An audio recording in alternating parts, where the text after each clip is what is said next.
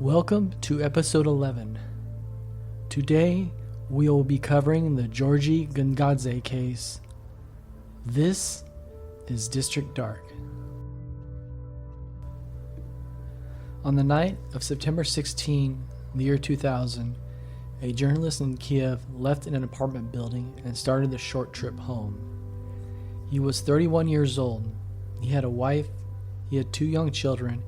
He had also become one of the most visible critical voices in Ukraine through the news site he co-founded, Ukrainska Pravda. That site regularly published reports about corruption and abuse by powerful officials. According to later reporting, he left the home of a colleague at about 10:20 p.m. and never arrived home. At first, it was a disappearance.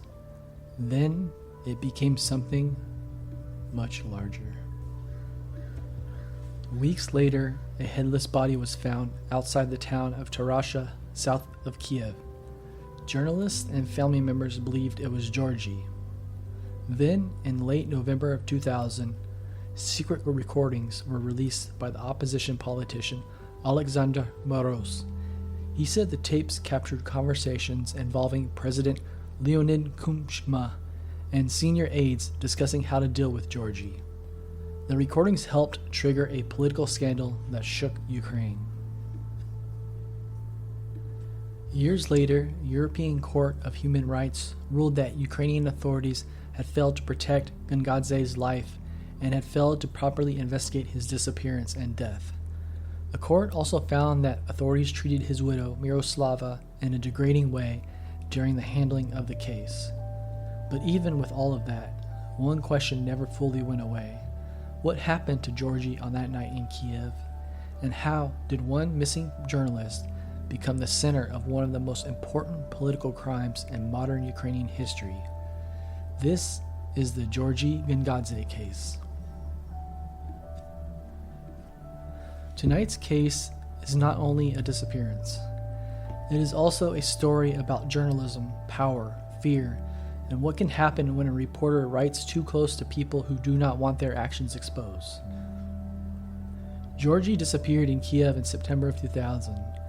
At the time, he was the editor of the Ukrainska Pravda, an online news site known for reporting on corruption and the conduct of senior officials. Not long after his disappearance, a body believed his was found. Then came the recordings, the protests, the accusations, and years of political and legal struggle. This case matters because it does not stay inside one lane.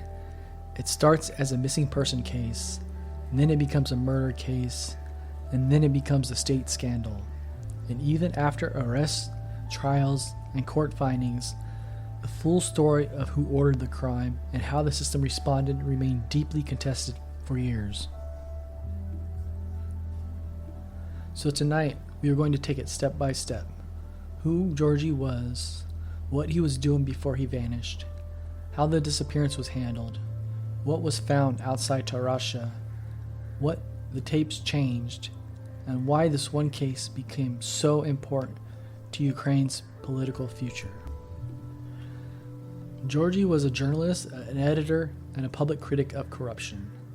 He was born in 1969 in Tbilisi, in what was then Soviet Georgia.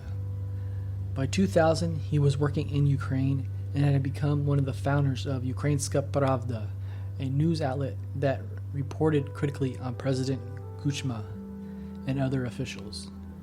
Committee to Protect Journalists records describe him as the editor of the site and note that its work often featured critical articles about the president and other government figures.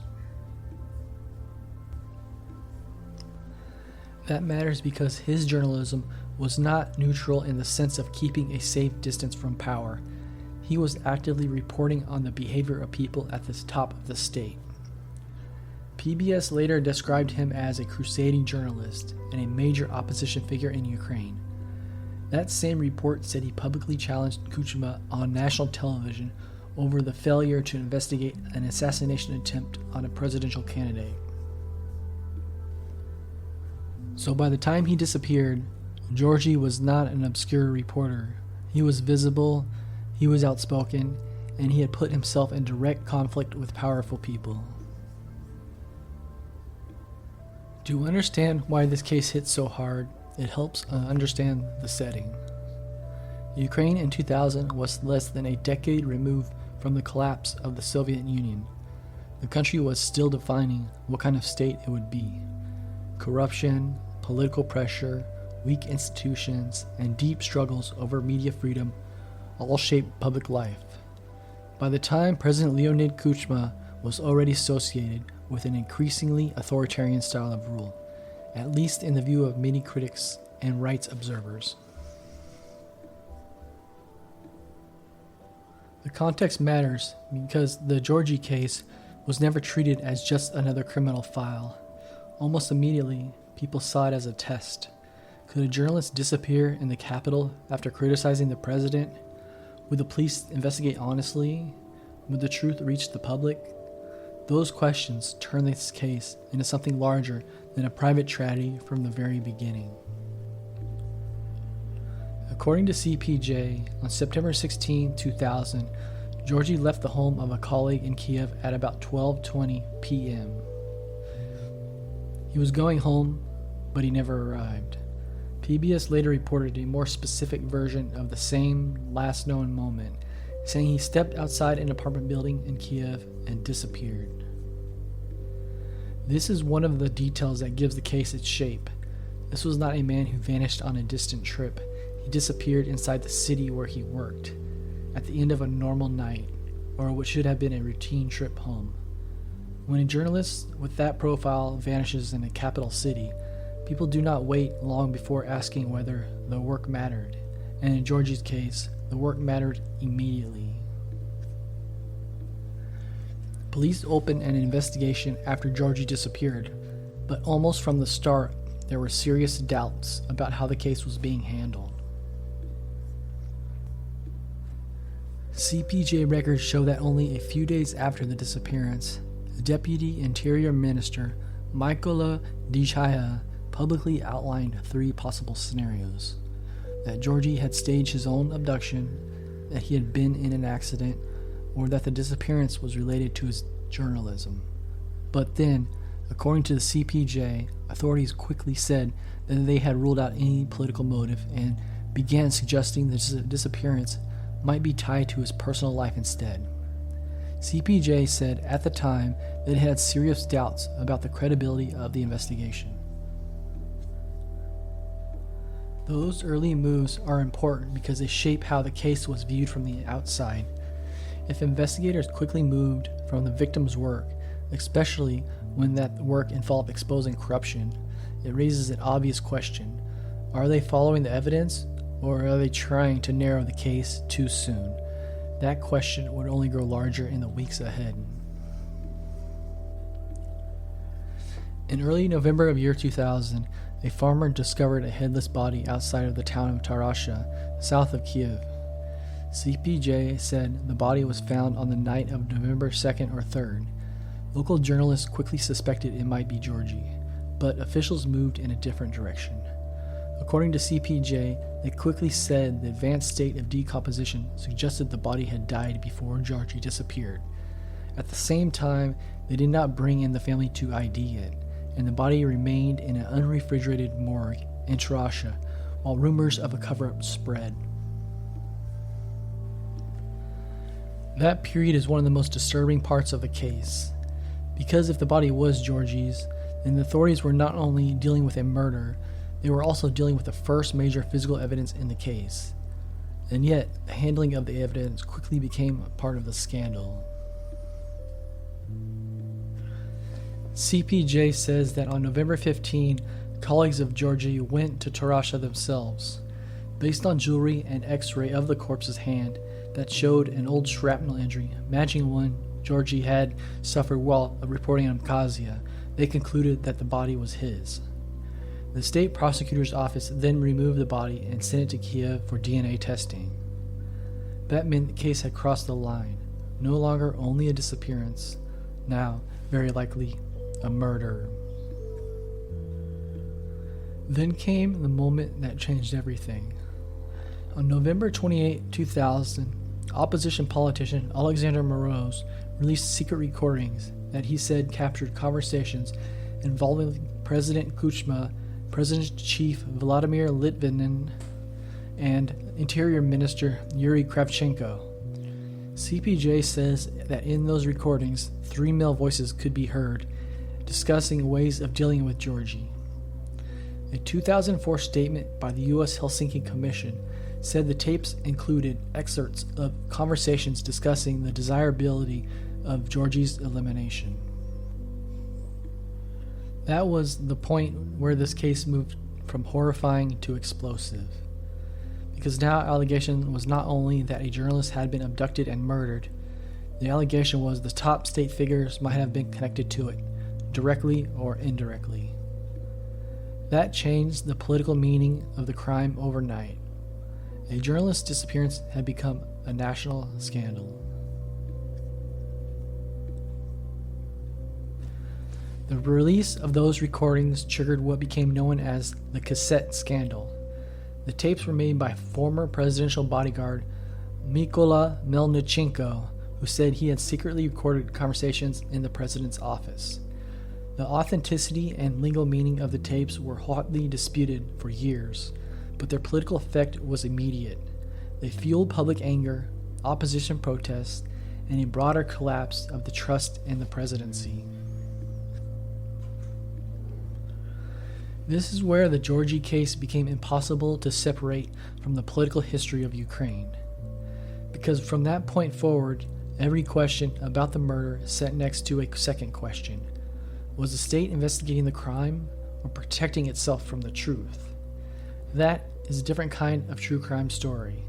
It is not only about the act itself, it is also about whether the institutions meant to solve the act can be trusted. In the middle of all this was Georgy's family. PBS reported that after her husband's death, Miroslava lived in exile in the United States with her children. CPJ and the European court records show that she spent years fighting not only for justice, but also basic access to the truth of the case file and even to clear confirmation about the fate of her husband. The European court later found that Ukrainian authorities had treated her in a degrading way by giving her contradictory statements about her husband's fate and by refusing her full access to the case materials for years. CPJ summarized the same ruling and noted that she was not given confirmation that the body was her husband's until March of 2003, even though it had been found in November of 2000. That part of the case matters because it shows what impunity looks like at the family level.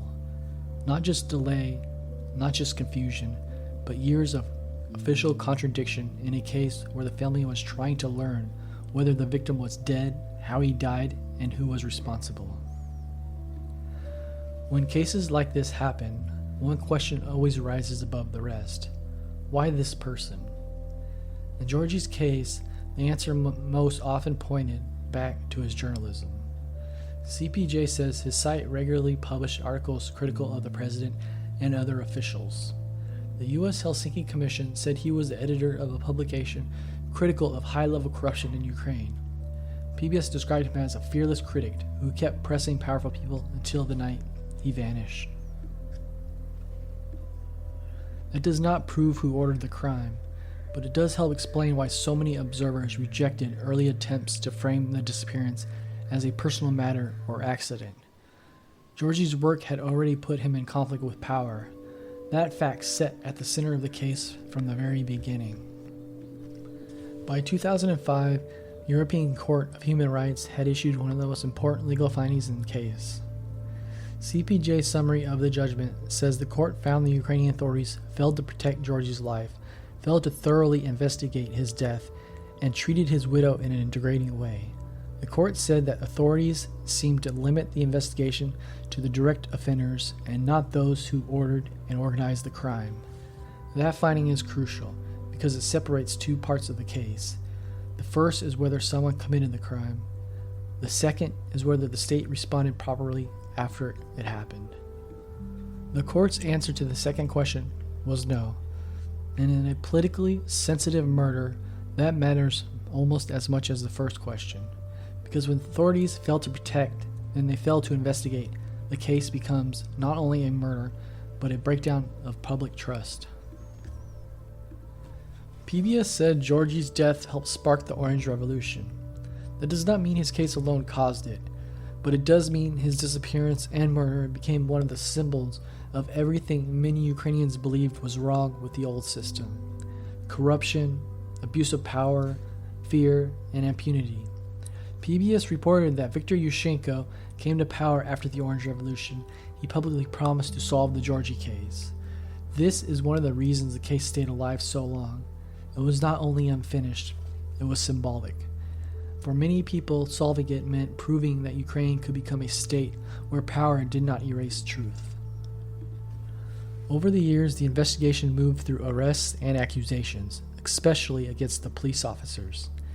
CPJ reported in 2005 that the investigation had detained police officers and that former Interior Minister Yuri Kravchenko was found dead, officially ruled a suicide, just hours before he was to be interviewed under oath. CPJ also said the investigators were accused of focusing too much on direct offenders and not enough on those who may have ordered the crime. The U.S. Helsinki Commission also described years of obstruction, evasiveness, and mishandling in the case. In 2004, a statement referred to repeated obstruction at high levels and noted that international assistance, including from the FBI, had been frustrated. Those facts are important because they help explain why this case never felt cleanly solved, even after arrests. The problem was never only identifying the hands that carried out the crime. A larger issue was whether the system would ever fully name the people above them, if such people existed. There is another reason this case stayed so difficult. The body believed to be Georgiy's was found badly decomposed, burned, and headless. PBS described it as being found in a shallow grave in a forest south of Kyiv. CPJ's account of Teresh's body also shows how much of an early handling of that evidence became contested. That matters because, from a criminal investigation point of view, every delay and every dispute over physical evidence makes the path to truth harder. The more politically sensitive cases become, the harder it is to separate honest confusion from obstruction, and the Georgiy case became politically radioactive almost immediately. The tapes remain one of the most important and most controversial parts of the case. For supporters of the accusation, they sounded like powerful men casually discussing how to remove a dangerous critic. For defenders of those named, the tapes were disputed and cannot simply be treated as straightforward proof. But even without resolving every argument over the recordings, one thing is clear from the historical record. They transformed the public understanding of the case and helped turn Georgiy's into a national symbol of abuse of power. That's why Georgiy's case lives in two forms at once. It is the disappearance and murder of one journalist, and it is also the scandal that made many Ukrainians believe the highest offices of the state could be touched by criminal suspicion. Georgiy left an apartment building in Kyiv on the night of September 16. He was meant to go home. He never arrived. That gap is the heart of the case. Who was waiting for him? Was he being followed? How much planning went into the abduction? And how quickly did the disappearance become murder? Public reporting and later court findings strongly support the conclusion that Georgiy was not a random victim, but the exact sequence of the abduction itself remains less clear in the public than the larger political meaning that followed. There are many journalist murders in the world, but only some become national turning points. The Georgiy case because it joined together so many things at once. A missing journalist, a body discovered under shocking conditions, tapes pointing upward into the presidency, investigation many people did not trust, and a legal ruling from Europe saying that the state had failed its duties. It also matters because it showed how dangerous journalism could be in Ukraine at that moment, not in theory, in direct practice. A reporter published stories about corruption, vanished, and then became the center of a scandal that shocked the country. And that is why the case stayed alive in public memory long after the first headlines passed. It is easy in a case like this to focus only on the politics, the president, the tapes, the courts, the protests, but at the center of it all was a man who left work one night and never came home. A husband, a father, a journalist who believed his work mattered enough to keep going despite the risks around him.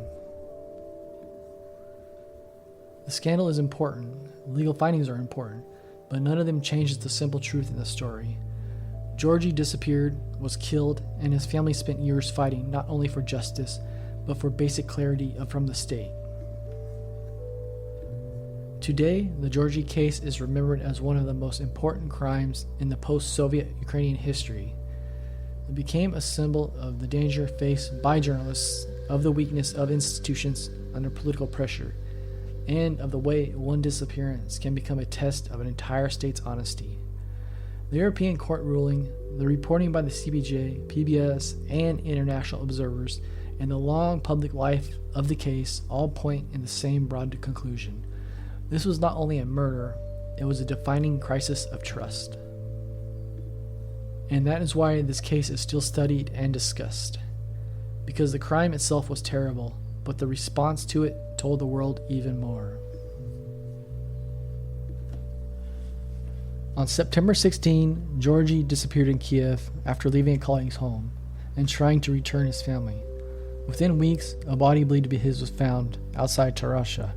Soon after, recordings emerged that seemed to point towards the highest levels of power. Years later, Europe's top human rights court ruled that the Ukrainian authorities had failed to protect him and failed to properly investigate his death. So, the Heorhiy case remains more than disappearance and more than a murder. It is the story of what happens when journalism collides with power, and when the search for truth becomes dangerous enough to cost a man his life. And even now, that is part that still stays with this case. Not just that Heorhiy was taken, but the disappearance forced an entire country to ask what kind of truth it was willing to face.